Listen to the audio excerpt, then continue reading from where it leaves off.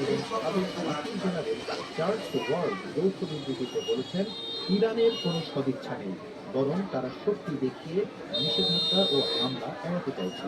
তারা মনে করেন ট্রাম্প যদি ইরানের ওপর শক্তি প্রয়োগ না করেন তাহলে বিশ্বব্যাপী মার্কিন আধিপত্যের বিশ্বাসযোগ্যতা হারাবে এবং চীন, রাশিয়া, উত্তর কোরিয়া আমেরিকাকে আর পাত্তা দেবে না। শুধু সাবেক মন্ত্রী বা উপদেষ্টারা নন, আসন্ন ট্রাম্প প্রশাসনের গুরুত্বপূর্ণ ব্যক্তিদের অনেকেই বলছেন আমেরিকার উচিত হবে ইরানে আক্রমণ করা। সম্ভাব্য এই আক্রমণ একাত্তরের শক্তি জানুয়ারি মাস জুড়ে একের পর এক তৎপরতা প্রকাশ করে চলেছে, যার শুরুটা সামরিক মহড়া। বিশ্বজুড়ে মার্কিন আধিপত্য দেখানোর জন্য আমেরিকা শেষ পর্যন্ত ইরানে হামলা করবে কিনা সেটা বোঝা যাবে ট্রাম্পের শপথ গ্রহণের পর।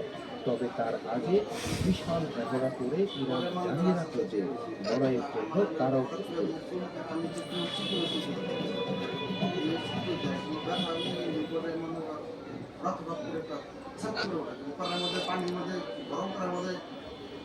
পানি পুরা দিলে তুমি ছাত্র ওটা না আমার হাত এরকম ছাত্র ওদের বলছিল ওদের ব্যাপার পুরা আমার ছাত্র দিয়ে যেটা আমার দোয়ার কথা জানানি মাথা রাখে শুধু ইসরায়েল নয়, পুরো মধ্যপ্রাচ্যে বয়ে গেছে শীতল ঝড়, সঙ্গে পশ্চিমাদের চলছে ছানা বড়া। কিন্তু কি এমন ঘটনা যা রাতারাতি উঠে কেন ইসরায়েল আর সিরিয়ার একসঙ্গে ভয় পাবে? কারণ ইরান ছোট প্রবল বিপজ্জনক এক সাম্রাজ্য।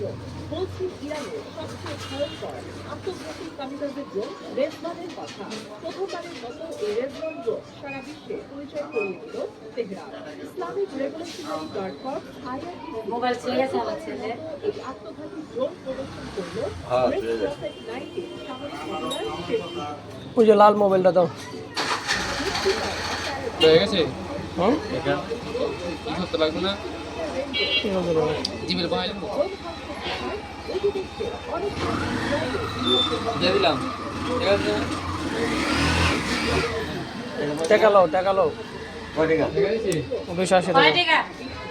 280 টাকা করে দিছে না? আমি বাইরে বাসাতে লয়ে আসি টাকা দাও। আর আমি তো চিনি না, আমি তো না দিয়া দাও। আপনি টাকা লয়ে আন, মোবাইল লয়ে যান। আমার আমি তো যাই না, তার নাতে নেই এইটা হচ্ছে